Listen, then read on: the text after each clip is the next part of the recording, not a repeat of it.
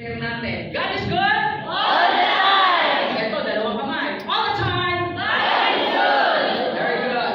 Next. Sige po, diretso lang.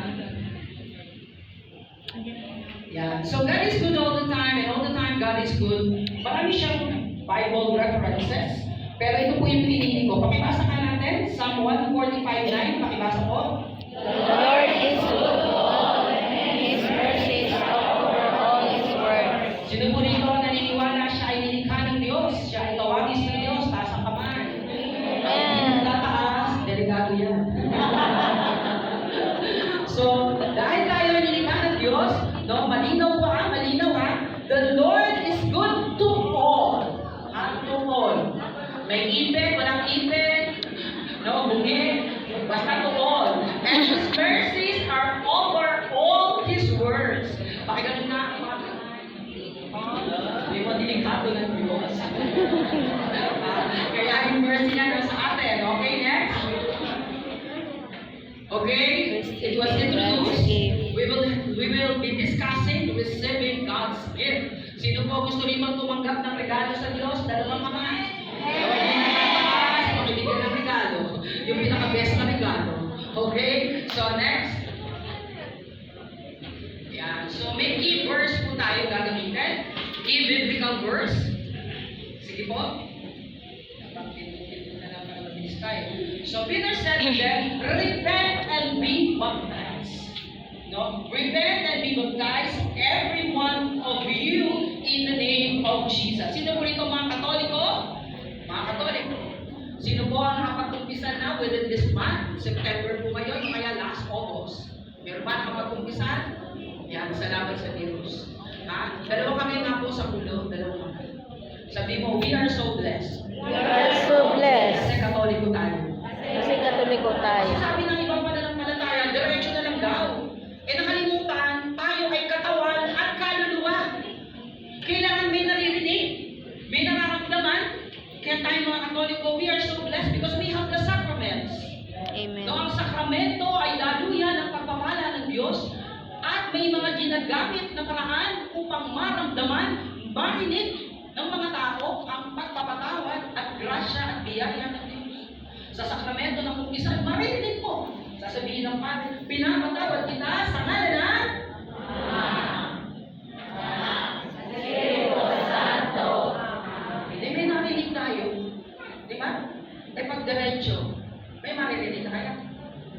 Wala. Pag may narinig ka, delikado. Delikado ba?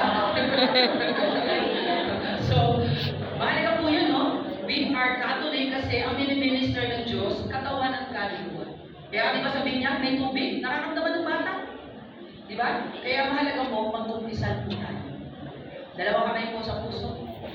Pakisabi, tanggalin ang basura. Tanggalin ang basura. Mga bulok-bulok. At mga bulok-bulok. Mga maging cancer. Mga maging cancer. Kaya alisin na. Kaya alisin na. Promise? Promise. So, mag-umpisal po ha. So that we will receive the power of the Holy Spirit. Sige po, diretso. So, tinanong ko na po yan. Sino gusto tumanggap ng regalo? Next. Yan. What gift do you think is appropriate for your loved one? Sino po ang mga na-in-love? Taas ang kamay. Na-in-love. Pag hindi na nakataas, hindi ko alam ang buhay pa. Ako po, dalaga pa. Pero in-love po ako. So, hindi nagtataas dyan. Delikado yan. Baka may amoy. So, mga na-in-love. Di ba? Pag na-in-love, pag in-love ka, ano ibibigay mong regalo? Tira-tira o pinaka-best? Yes! Diba? Kaya, pinaka-best ang binibigay kapag mahal mo. So, what gift do you think is appropriate for your loved ones? Pinaka-best. Eh kaya, what is the appropriate gift of man to God? Sino ang nagmamahal sa Diyos? Dalawang kamay. Dahil mahal natin ang Diyos, ano ang magandang regalo natin sa Diyos? O, taas ang kamay. Okay, sabay-sabay. Ano? Ano na? Pagsunod sa kalooban ng Diyos, ano pa? Prayer, ano pa? O, hirit na, hirit. Sabihin nyo, hirit na.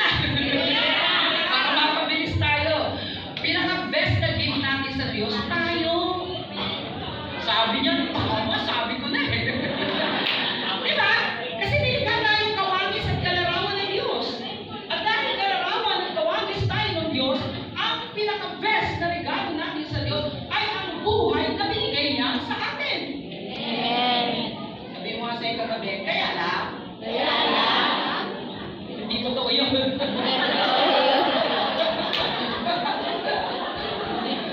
Dahil, kasi kung totoo ang buhay natin ay regalo sa Diyos, eh bawat minuto ng ating buhay, kanina narinig ko, susundin natin ang kalooban ng Diyos. Sino ito, bawat minuto ng buhay niya, sinusunod niya ang Diyos, taas dalawang kamay. Bawat minuto ng buhay niyo, hindi kayo nagsisinungaling, hindi kayo nagmumura, hindi kayo nagsisinungaling masama. Kayo chong-chong kayo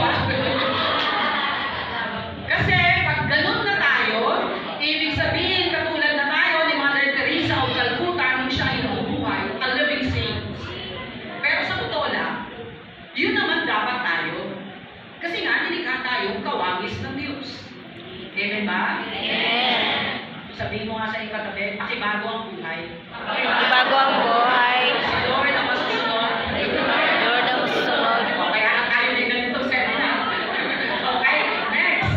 O kaya lang may ganito tayo seminar, di ba? O next. So, himself o tayo mismo. Next. O what is the appropriate gift of God to man? Ang Diyos magre-regalo sa tao. Dahil mahal tayo ng Diyos, ano ang pinaka-best gift ng Diyos sa atin? Ang buhay. Ano pa? Ha? O ano pa po? Sige. Sige, hirit na nga. Labas niyo. Ako tayo napapabilis.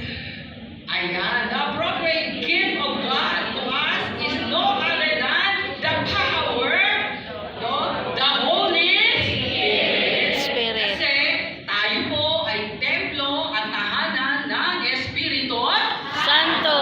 Sabi mo nga sa iyong katabi, naninirahan sa iyo ang banal na Espiritu. Nirahan sa iyo ang banal na Espiritu. Wala Kaya na hindi katabi. bagay.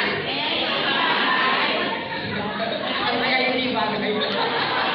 Nagmumura, nagsisinungaling, nangungupit, nagnanakaw. Nakikipagbawagan. O, di ba ang may nasa ulo, kabay? Sabi mo, nilikang banal. Likang banal. Kaya hindi talaga bagay. Kabagay. Malinaw po yan, ha? So, ang best gift sa atin ng Diyos, ang Holy Spirit. At actually, binigay na yan sa atin ng Diyos. Sino po nabinyagan na rito? Nabinyagan na. O yan, di ba lahat naman? Kung meron pang hindi, askasuhin natin mabinyagan. So, nung nabinyagan po tayo po ay naging templo ng Espiritu Santo. Nanahan po sa atin, hindi man tayo karapat-dapat, hindi man bagay, pero nanahan sa atin ang Espiritu Santo. Kaya dapat banal tayo. Kaya lang ang tanong, ito ang malaking tanong. Nasunod ba ang Espiritu Santo sa ating buhay? Pinapakita ba natin siya o pinakikita natin yung boses ng enemy? Matulog ka. Huwag kang magsimba. Diba? Huwag kang magbasa ng Bible. Baka malaman mo kalooban ng Diyos. No? Hindi na kita malilila. Hindi na kita maloloko. Yan, mga boses ng diablo. Okay? So, the appropriate gift of God to us is the Holy Spirit. He is the power who will lead us and guide us closer to God. Next. Sige po. So Titus 3:4-6. But when the kindness and generous love of God, our Savior, appear. So ibig sabihin, sinasabi na po dyan para magawa natin ang kalooban ng Diyos. Next. Sige anak, next. Kumuha lang po ako ng maraming Bible verse. Para makita natin Word of God talaga siya. Acts 1:4-5. No? While meeting with them, he enjoined them not to depart from Jerusalem,